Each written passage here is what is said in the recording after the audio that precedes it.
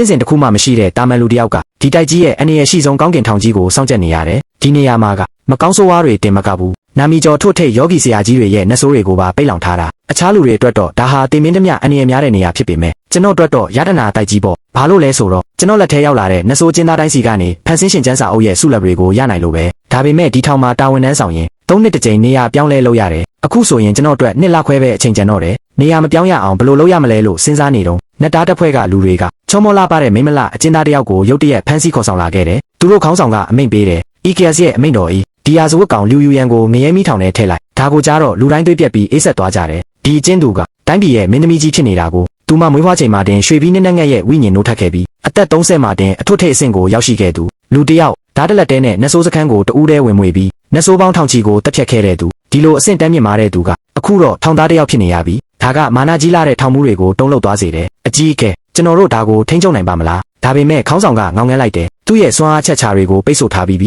ီအခုဆိုတာမန်လူထက်တောင်နှိမ့်ကြနေတာဘာကြောင့်နေတာလဲ EKLC ကအမိန့်တင်မလားမချင်းတေချာစောင့်ကြည့်ထားတခုခုလွဲချော်ရင်မင်းတို့ခေါင်းပြတ်မယ်ပြောပြီးတာနဲ့သူတို့အဖွဲ့အမြင်ထွက်သွားကြတယ်မင်းသမီးကြီးကြွပါခင်ဗျာထောင်မှုကယိုရိုတေတေဖိတ်ခေါ်ပေးမဲ့မင်းသမီးကတော့ကြောက်ရွံ့လို့မလုံမရှက်ဒါကိုမြင်တော့ထောင်မှုကစိတ်မရှိတော့ပဲမင်းသမီးကိုအတင်းဆွဲခေါ်ဖို့အဆောင်2ယောက်ကိုအမိန့်ပေးလိုက်တယ်ဒါပေမဲ့သူတို့နားရောက်ယုံရှိသေးမင်းသမီးရဲ့ကိုယ်ရဲကနေပြင်းထန်တဲ့စွမ်းအားလိုင်းတွေရုတ်တရက်ပောက်ကွဲထွက်လာပြီးအဆောင်2ယောက်လွင့်ထွက်သွားကြတယ်ဒါကထောင်မှုကိုလုံးဝဒေါသထွက်သွားစေပြီးမင်းသမီးကြီးကတော်လန့်ကျင်တာလားမင်းသမီးကတော့အေးဆက်ဆက်နာခေါင်းရှုံယုံတာထောင်မှုမျက်နှာပြတ်သွားပြီးလက်ဝဲရမ်းလိုက်တာနဲ့အဆောင်ပေါင်းရာချီပြေးဝင်လာကြတယ်အဲ့ဒီအချိန်မှာမင်းသမီးရဲ့ခေါင်းပေါ်ကနေရွှေပြီးနှင်းငက်တကောင်ပြန်ထွက်လာပြီးအတောင်ပန်ခတ်လိုက်တာနဲ့ပြင်းထန်တဲ့လေမုန်တိုင်းကြီးဖြစ်သွားပြီးအဆောင်အလုံးကိုလွင့်စင်သွားစေခဲ့တယ်တစ်စက္ကန့်တောင်မကြာဘူးတစ်ထောင်လုံးလဲပြိုကုန်ပြီးအဲ့ဒီအချိန်မှာထောင်မှုရဲ့မျက်နှာကဒေါသကြောင့်မီးမောင်နေပြီးမင်းသမီးစီတဖြည်းဖြည်းလျှောက်လာခဲ့တယ်မင်းသမီးကြီးကျွန်တော်တို့ကိုအကြက်ရိုက်အောင်လုပ်နေတာပဲပြောပြီးတာနဲ့ထောင်မှုကရှေ့ကိုတဟုန်ထိုးပြေးဝင်သွားပြီးအထွတ်ထိပ်စွမ်းအားတွေနဲ့မင်းသမီးကိုဖမ်းဖို့လုပ်တယ်ဒါပေမဲ့မင်းသမီးကတော့ဂယုမဆိုင်တဲ့ပုံစံနဲ့ကိုယ်စင့်ကိုမတီးဘူးပဲလို့ပြောလိုက်တယ်ရွှေပြီးနှင်းငယ်ရဲ့ခြေသီးတွေကထောင်မှုရဲ့လက်ကိုရိုက်ချလိုက်ပြီးအတောင်ပန်နဲ့ခေါင်းကိုထက်ရိုက်လိုက်တာကြောင့်ထောင်မှုလွင့်ထွက်သွားရပြန်တယ်ကြောက်ခဲပုံကြားတဲ့နှိမ့်ဝင်သွားတဲ့ထောင်မှုကိုကြည့်ပြီးမင်းသမီးကလောင်ပြုံးပြုံးလိုက်တယ်ကောင်းကင်ထောင်ဆိုတာကြင်ကြံခြင်းရဲ့အပိတ်ခံတဲ့မြေလို့ပြောကြပေမဲ့ဒီလောက်ပဲလားပြီးတော့မှထောက်တနေရာမှာရှိနေတဲ့ကျွန်တော်ကိုလှည့်ကြည့်ပြီးမင်းကငါ့ကိုမကြောက်ဘူးလားလက်ကျွန်တော်ကတော့အေးအေးဆေးဆေးပဲပြန်ပြောလိုက်တယ်ဒီနေရာကကျွန်တော်အိမ်ပဲ EKS ရဲ့အမိန့်ရမင်းသမီးကိုငရဲမိထောင်ထဲထည့်ရမယ်ဒါကိုကြားတော့မင်းသမီးရဲ့အရှိန်ဝါကပိုပြီးပြင်းထန်လာပြီးရွှေပြီးနှင်းငက်ကကျွန်တော်ကိုဟိန်းဟောက်လိုက်တယ်ပြင်းထန်တဲ့လေးလိုင်းတွေကျွန်တော်စီတိုးဝင်လာပေမဲ့ကျွန်တော်ကတော့အေးအေးဆေးဆေးပဲရက်နေပြီးလက်တစ်ဖက်ကိုဆန့်ထုတ်ကရွှေပြီးနှင်းငက်ရဲ့လေပင်ကိုဖမ်းဆွဲလိုက်ပြီးခါးကနဲ့ခြေထောက်အောက်ကိုနင်းချလိုက်တယ်မင်းသမီးရဲ့မျက်နှာရုပ်တရက်ပြတ်သွားပြီးဒါမဖြစ်နိုင်ဘူးကျွန်တော်ကတော့စိတ်မရှိသလိုနဲ့ကျွန်တော်နယ်မြေထဲရောက်ရင်တော့ငြိမ်ငြိမ်နေတာပိုကောင်းမယ်မင်းသမီးလို့ပြောလိုက်တယ်ဒါပေမဲ့မင်းသမီးကမန်တင်းပြီးရွှေပြီးနှင်းငက်ကိုအတင်းယုံကန်ခိုင်းကကျွန်တော်ခြေပွားအောက်ကယုံထွက်ဖို့ကြိုးစားတယ်စကားနားမထောင်ဘူးပဲကျွန်တော်ကခြေထောက်နဲ့ထပ်နှင်းလိုက်တာကြောင့်ရွှေပြီးနှင်းငက်ဟာအစိမ့်လိုက်ပောက်ကွဲသွားပြီးသူမရဲ့ကိုယ်ရဲကိုအလင်းဆက်တွေအဖြစ်ပြန်ဝင်သွားခဲ့တယ်နောက်တစ်စက္ကန့်မှာပဲကျွန်တော်သူမရှိကိုချက်ချင်းရောက်သွားပြီးသူမရဲ့ပခုံးကိုကန်ကာနယံနဲ့စောင့်ပစ်လိုက်တယ်တောင်ဘက်ကနေမြောက်ဘက်ကနေတောင်ဘက်သူမသတိလစ်သွားတဲ့အထိစောင့်ပစ်လိုက်မှရက်လိုက်တယ်ဒါမျိုးကိုအောက်တန်းစားလို့ခေါ်တာနာကျင်မှုကိုမငြီးဆန်းရရင်မငြိမ်ချင်ကြဘူးသူမကိုငရဲထောင်ထဲပစ်ထည့်လိုက်ပြီးတဲ့နောက်ကျွန်တော်ခေါင်းထဲမှာဖန်ဆင်းရှင်ကျန်းစာအုပ်ပေါ်လာပြီးလူယူရန်ရဲ့အချက်လက်နဲ့ပြစ်မှုတွေပေါ်လာခဲ့တယ်သူမဟာတိုင်းပြည်ရဲ့အေကရချန်ထားခဲ့တဲ့ကိုထက်ကောင်းကင်စွမ်းအားကျင့်စဉ်ကိုခိုးယူကျင့်ကြံပြီးနန်းတွင်းကအကြီးအကဲ10ယောက်ကျော်ကိုဒဏ်ရာရစေခဲ့လို့2000ချီနှဆိုးအိုကြီးတကောင်ရဲ့နှိမ်နှင်းခြင်းကိုခံခဲ့ရတာပြီးတဲ့နောက်ကျန်းစာအုပ်ကနေဆုလက်3ခုထွက်လာတယ်ကိုထက်ကောင်းကင်စွမ်းအားကျင့်စဉ်ကျွမ်းကျင်မှုအမှတ်9000နဲ့ဖိနစ်တားတိုင်းတို့ပဲကျွန်တော်ကအမှတ်4000ကိုကောင်းကင်စွမ်းအားကျင့်စဉ်မှာထည့်လိုက်ပြီးကျန်တဲ့1000ကိုဖိနစ်တားတိုင်းနဲ့ထည့်လိုက်တယ်ဒီကျင့်စဉ်နှစ်ခုစလုံးကချက်ချင်းပဲအခြေခံအဆင့်ကိုအောင်မြင်သွားခဲ့တယ်ကျန်းစာအုပ်ကိုပိတ်လိုက်တဲ့အချိန်မင်းသမီးရဲ့ဘေးမှာရွှေရောင်လင်းတွေဝန်းရံနေပြီးမရဲမီရဲ့လောင်မြင့်မှုနဲ့အစိမ့်ငွေ့တွေကိုအပြင်မှာပဲတားဆီးထားနိုင်တာကိုတွေ့လိုက်ရတယ်ကျွန်တော်ငရဲထောင်ကထွက်လာတော့ထောင်မှုနဲ့လူတွေအပြေးလွှားရောက်လာကြတယ်မင်းသမီးကသူ့ပြစ်ကိုတီးလို့မရဲထောင်ထဲကိုယ်တိုင်ဝင်ပြီးနောက်တရနေပါတယ်လို့ကျွန်တော်ပြောလိုက်တယ်ဒါကိုကြားတော့ထောင်မှုလည်းဘာမှထပ်မမေးတော့ဘူးဘာလို့လဲဆိုတော့သူ့မြင်မှာကျွန်တော်ကတာမန်ထောင်ဆောင်တယောက်ပဲလေသူတို့တောင်မင်းသမီးကိုမရှင်နိုင်တာကျွန်တော်ကဘယ်လိုလုပ်ရှင်နိုင်မှာလဲပြီးတာနဲ့သူတို့ဖွဲ့ဒီနေရာကနေအမြန်ဆုံးထွက်ခွာသွားကြတယ်တစ်စက္ကန့်တောင်ထပ်မနေချင်ကြဘူးဘာလို့လဲဆိုတော့ကောင်းကင်ထောင်ရဲ့6ထပ်မြောက်အောင်မှာမရဲထောင်ရှိနေပြီးဖဲရဲထောင်နဲ့နီးလေအစိမ့်ငွေ့တွေကပြင်းထန်လေမို့ပဲဒါကြောင့်မို့လို့3နှစ်တစ်ကြိမ်ထောင်ဆောင်တွေကိုနေရာပြောင်းပေးကြတာအဲ့ဒီအချိန်မှာထောင်ဆောင်လေးရှောင်ကျိုးပြေးလာပြီးဖမ်းဝေးစချို့ကိုကျွန်တော်လက်ထဲထည့်ပေးတယ်ကိုကြီးဝင်8ထပ်မြောက်ကအခမ်းအမှတ်တရားနှစ်ကနှဆိုးကိုအဆုံးစီရင်ပေးပါဦးဒါကကျွန်တော်ကောင်းကင်ထောင်ကိုရောက်တဲ့ဒုတိယမြောက်နှစ်ပေါ့နှဆိုးတွေကိုတက်ရတာဘာကြီးငွေ့စရာကောင်းလို့ကျွန်တော်ကကိုစားတက်ပေးရဲ့အလုပ်ကိုလုပ်နေတာဒါဆိုရင်ကျန်းစာအုပ်ရဲ့အမှတ်တွေလည်းရတယ်လို့ပိုက်ဆံလည်းရတာပေါ့ကျွန်တော်အဲ့ဒီအခန်းကိုရောက်သွားတဲ့အခါနိုင်ရန်မှာချီနှောင်ခံထားရတဲ့နွားတိုးနဲ့ဆိုးကြီးတကောင်ကိုတွေ့လိုက်ရတယ်သူ့ကိုကနေနှဆိုးငွေ့သက်တွေထွက်နေပြီးကျွန်တော်ကိုမြင်တော့လန့်သွားတဲ့ပုံပဲပြီးတော့မှသူကမြုပ်ဆွဲစကားပြောလာတယ်ငါကနှဆိုးဘိုလ်ချုပ်ကြီးရဲ့မင်းငါကိုလွတ်ပေးရင်လက်သက်ကြွေကျင့်စဉ်ကိုတင်ပေးမယ်ဒါပေမဲ့ကျွန်တော်ကတော့အေးဆေးပဲဓာတ်ကိုထုတ်လိုက်တယ်အစင်တင်းပြင်ထားတော့ သူ့ခေါင်းကိုဖျက်လိုက်တဲ့ချက်ချင်းမှာပဲသွေးနီရောင်လင်းတစ်ခုကကျွန်တော်နဘူးစီကိုတိုးဝင်လာပြီးကျွန်တော်ကိုယ်တည်းဝင်ပူးဖို့လုပ်တယ်ကျွန်တော်ကလက်ဖွားနဲ့အဲ့ဒီသွေးဆက်ကိုဖမ်းချုပ်လိုက်ပြီးသူဘလောက်ယုံယုံဂီယူမဆိုင်ခဲ့ဘူးအဲ့ဒီအချိန်မှာနွားတိုးနဲ့ဆိုရဲ့ဝိညာဉ်ကထိတ်လန့်တကြားအော်ဟစ်တယ်မင်းကဘာတူလဲဝင်ကောလို့ပြောပြီးတာနဲ့အဲ့ဒီသွေးဆက်ကိုဖျောက်ပစ်လိုက်တယ်ဖန်ဆင်းရှင်ကျန်းစာအုပ်ပေါ်လာပြီးနွားတိုးနဲ့ဆိုရဲ့အချက်လက်တွေပြလာပြန်တယ်လွန်ခဲ့တဲ့တလကရွာတရွာကလူပေါင်းတောင်းချီကိုမျိုးချပြီးနှဆိုးကျင်စင်ကျင်ခဲ့လို့နှစ်သားတစ်ဖွဲ့ရဲ့ဖန်ဆီးခြင်းကိုခံခဲ့ရတာပြီးတော့ကျန်းစာအုပ်ကနေကျွမ်းကျင်မှုအမှတ်1000နဲ့သွေးစေးလုံးထွက်လာတယ်ဒီနွားတိုးရဲ့ကျင့်ကြံမှုကနှိမ့်တဲ့အတွက်ရတဲ့ပစ္စည်းကမင်းသမီးကြီးလောက်မကောင်းဘူးပေါ့ကျွန်တော်နွားတိုးရဲ့အစိတ်ပိုင်းတွေကိုတင်စေပြီးအပြင်ကိုထွက်လာခဲ့တယ်ရှစ်ထက်မြောက်ကိုပြန်ရောက်တော့ရှောင်းကျိုးကကြိုးဆိုတယ်ကိုကြီးဝင်အားလုံးအဆင်ပြေရဲ့လားကျွန်တော်ကပစ္စည်းအိတ်ကိုသူ့စီပစ်ပေးလိုက်တယ်ရှောင်းကျိုးကပစ္စည်းတွေကိုကြည့်ပြီးသဘောကျသွားကညကြရင်ကျူးရှန်သမင်းဆိုင်မှာဝိုင်းဖွဲဖို့ဖိတ်ခေါ်ခဲ့တယ်ကဲဒီနေ့အပိုင်းတကတော့ဒီလောက်ပါပဲဗျာကောင်းကင်ထောင်ထဲမှာဝင်ကောတယောက်ဘာတွေဆက်ဖြစ်မလဲဆိုတာနောက်ထပ်အပိုင်းမှာစောင့်မျှော်ကြည့်ရှုပေးကြပါဦးခင်ဗျာကျင့်စဉ်တစ်ခုမှမရှိပဲကောင်းကင်ထောင်ကြီးကိုစောင့်ကြပ်နေတဲ့ဝင်ကောရဲ့ဒုတိယပိုင်းဇာတ်လမ်းလေးကိုဆက်လက်တင်ဆက်ပေးလိုက်ပါတယ်ဗျာကျွန်တော်ကိုထက်မြောက်ကိုပြန်ရောက်တော့ခုနကရတဲ့အမှတ်1000ကိုရုပ်ဖြတ်ကျင့်စဉ်နဲ့ထည့်လိုက်တယ်ဒါကအောက်တန်းစားကျင့်စဉ်ဆိုပေမဲ့ကိုယ့်ရဲ့ရုပ်သွင်းကိုလုံးဝပြောင်းလဲပြနိုင်တယ်ထိတ်တန်းစရာကြီးတွေတောင်ဒါကိုရိပ်မိမှာမဟုတ်ဘူးပြီးတော့မှသွေးစေးလုံးကိုမျိုးချပြီးကိုထက်ကောင်းကင်စွမ်းအားကျင့်စဉ်နဲ့ပေါင်းဆက်လိုက်တယ်ကျွန်တော်ရဲ့စွမ်းအားတွေတိုးလာပေမဲ့နောက်တစ်ဆင့်ကိုတက်ဖို့ကတော့အလန့်ဝေးပါသေးတယ်ညနေပိုင်းမှာကျွန်တော်ချင်းထားတဲ့အတိုင်းထမင်းဆိုင်ကိုရောက်သွားခဲ့တယ်အဲ့ဒီအချိန်မှာဆိုင်ရဲ့ကျဲပွင့်မယ်ရဲ့ဖြောဖြေပွဲနဲ့ကွက်တီတိုးတာပဲဆိုင်ကလေလံပွဲတစ်ခုလုပ်နေပြီးဈေးမြင့်ဆုံးပေးနိုင်တဲ့သူကဒီမိမလလေးနဲ့ညစာတူစားခွင့်ရမှာဖြစ်တယ်အဲ့ဒီအချိန်မှာသူငယ်ချင်းတယောက်ကဆနောက်တယ်ရှောင်းကျိုးမင်းအိမ်ကချမ်းသာတာပဲဒီမိမလလေးကိုမလိုချင်ဘူးလားရှောင်းကျိုးကခေါင်းခါပြတယ်ဒီနေ့လာတဲ့လူတွေကအရှိန်ဝါရှိတဲ့သူတွေကြီးပဲငါအိမ်ကချမ်းသာတယ်ဆိုပေမဲ့သူတို့နဲ့ရှင်ရင်ဘာမှမဟုတ်ပါဘူးဒီလိုလူတွေကြားထဲမှာကျွန်တော်ကတော့စိတ်ဝင်စားမှုမရှိပဲ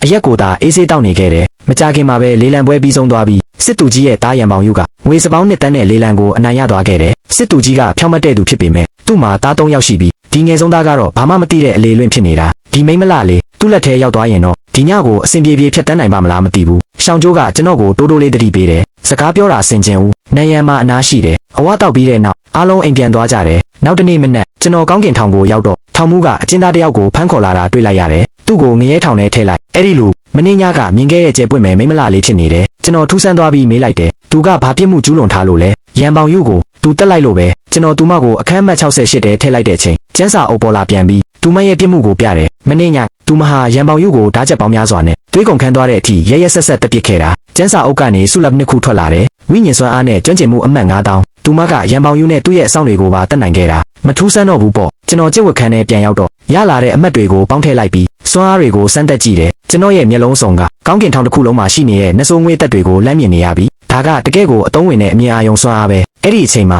အဆောင်တစ်ယောက်ကအမိန့်စာနဲ့ရောက်လာတယ်ဒီမိမလလေးကိုချက်ချင်းအဆုံးစီရင်ရမယ်ကျွန်တော်အံ့နသွားတယ်အထက်ကအေးအေးယူတာဒီလောက်တောင်မြန်ရတာလဲတည်တဲ့သူကစစ်သူကြီးရဲ့သားကိုညံတာမစမ်းပါဘူးအမိန့်စာကိုယူပြီးကျွန်တော်အခန်းထဲကိုဝင်သွားခဲ့တယ်ကျွန်တော်ရဲ့မျက်လုံးစွမ်းအားနဲ့ကြည့်လိုက်တော့သူမရဲ့ကြင်ကြံမှုကအထွတ်ထိပ်အဆင့်မှာရှိနေတာကိုတွေ့လိုက်ရတယ်မရဲထောင်ရဲ့နှိမ့်ဆက်မှုအောက်မှာတောင်သူမကဘာမှဖြစ်တယ်လို့တည်ငြိမ်နေနိုင်တော့ပဲကျွန်တော်အခန်းတကားကိုဖွင့်လိုက်တော့သူမကမေးတယ်ငါ့ကိုတတ်ဖို့ဒီလောက်တောင်မြန်နေတာလားမင်းကျူးလွန်တဲ့အပြစ်ကကြီးလုံးလို့ပဲမတေခင်ပုံပြင်တစ်ပုတ်လောက်နားထောင်ပေးမလားရတာပေါ့ကျွန်တော်ကဓာတ်ကိုတန်ရှင်းရေးလုပ်ရင်ပြန်ပြောလိုက်တယ်သူမကပြောပြတယ်သူမရဲ့ညီမလေးကရံပေါင်ယူရဲ့အတမပြုတ်ခြင်းကိုခံခဲ့ရပြီးရဲရဲဆက်ဆက်အသက်ခံခဲ့ရတာအလောင်းကိုတောင်တောထဲမှာပစ်ထားခဲ့ကြတာ3ရက်တိုင်တိုင်နှိမ့်ဆက်ပြီးမှပေါ့ပြောရင်းနဲ့သူမကနာကြီးစွာရဲမောလိုက်တယ်ဒီလိုတိရစ္ဆာန်မျိုးကတည်တဲ့နေမဟုတ်ဘူးလားငါညီမအတွက်ကလဲစားချေတာဘာမှမမားဘူးကျွန်တော်ကတော့အေးဆက်ဆက်ပဲပြန်ပြောလိုက်တယ်သူတည်တဲ့နာမှန်ပေမဲ့မင်းလောက်တာကနေလမ်းမကြဘူးသူ့ရဲ့အဆင့်တန်းကမင်းထက်မြင့်လို့ပဲသူမစွန့်သွားပြီးဒါဆိုမင်းကငါ့ကိုဘလို့တတ်မှာလဲအထက်ကမင်းကိုအပိုင်းပိုင်းဖြတ်ပြီးခလဲစားချေခိုင်းထားတယ်အဲ့ဒီအချိန်မှာသူမကကျွန်တော်ကိုစာပြီးဖျားယောင်းလာတယ်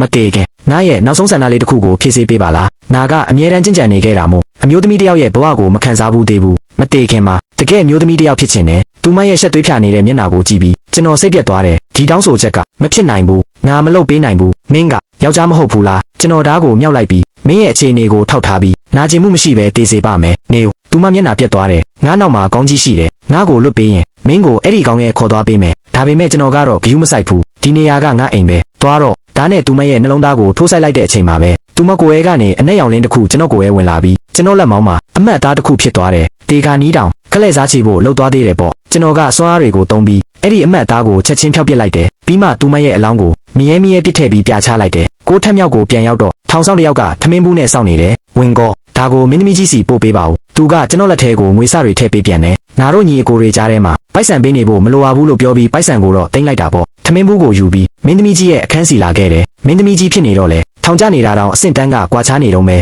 အတုံးဆောင်ပစ္စည်းတွေကအကောင်းစားတွေကြီးပဲထမင်းဘူးကိုချပေးပြီး စားပြီးရင်ပြန်ခေါ်လိုက်လို့ပြောကထွက်သွားနောက်ကနေရုတ်တရက်တိုက်ခိုက်တန်ကြားလိုက်ရပြီးလက်တီးတစ်ချက်ကကျွန်တော်ကြောပြင်ကိုပြင်းပြင်းထန်ထန်လာဆောင်တယ်နာကစေတနာနဲ့ထမင်းလာပို့တာကိုမင်းကခိုးတိုက်ခိုက်တယ်ပေါ့ကံကောင်းတာကကျွန်တော်မှခုခံစွမ်းအားရှိနေလို့ကျွန်တော်ကိုယ်တည်းကငကားဝိညာဉ်ပြန်ထွက်လာပြီးပြင်းထန်တဲ့စွမ်းအားတွေနဲ့မင်းသမီးကိုပြန်လွှင့်ထွက်သွားစေခဲ့တယ်မင်းသမီးရဲ့ခေါင်းပေါ်ကနေဖိနှိမ့်ငက်ထပ်ပြန်ထွက်လာပြီးဒေါသကြီးနဲ့ကျွန်တော်ကိုထပ်တိုက်ခိုက်ဖို့လုပ်ပြန်တယ်မင်းရဲ့စွမ်းအားတွေအပိတ်ခံထားရတာတော့ဒီလောက်လုံးနိုင်သေးတယ်ပေါ့ကျွန်တော်ကရှေ့ကိုတိုးဝင်ပြီးမင်းသမီးကိုခြေထောက်နဲ့ထပ်ကန်ချလိုက်တယ်ဘုံကနေစောင့်ကြသွားပြီးဖိနှိမ့်ငက်လည်းအစိတ်စိတ်အမွားမွားကွဲကြေသွားရပြန်တယ်ကျွန်တော်လက်ညှိုးထိုးပြပြီးထက်လို့ဦးမလားလို့မေးလိုက်တယ်မင်းသမီးကတော့မယုံနိုင်တဲ့မျက်နှာနဲ့မင်းကအထွတ်ထိပ်ဆရာကြီးတယောက်လားကျွန်တော်ဘာမှပြန်မပြောပဲစားစရာရှိတာစားတော့ငါသွားပြီလို့ပြောပြီးထွက်လာခဲ့တယ်ဒီတခါတော့သူမတကယ့်ကိုငြိမ်သွားပြီးကျွန်တော်တကားကိုပိတ်ဖို့လှုပ်တော့သူမရဲ့မျက်နှာရုတ်တရက်ပြတ်သွားပြီးတကိုယ်လုံးတုံကြီးကကျန်းပြင်ပေါ်မှာလူးလိမ့်ပြီးနာကျင်စွာအော်ဟစ်နေတော့တယ်ဘာဖြစ်တာလဲကျွန်တော်မျက်လုံးစွမ်းအားနဲ့ကြည့်လိုက်တော့သူမကိုယ်ထဲကနေနှဆိုးငွေ့တက်တွေထွက်လာပြီးခေါင်းရဲကိုဝင်ပူးဖို့လုပ်နေတာကိုတွေ့လိုက်ရတယ်ဒါကကိုးထက်ကောင်းကင်ကျင့်စဉ်ရဲ့ဘေးထွက်ဆိုးကြိုးပဲမင်းသမီးကငါမခံနိုင်တော့ဘူးလို့အော်ဟစ်နေတယ်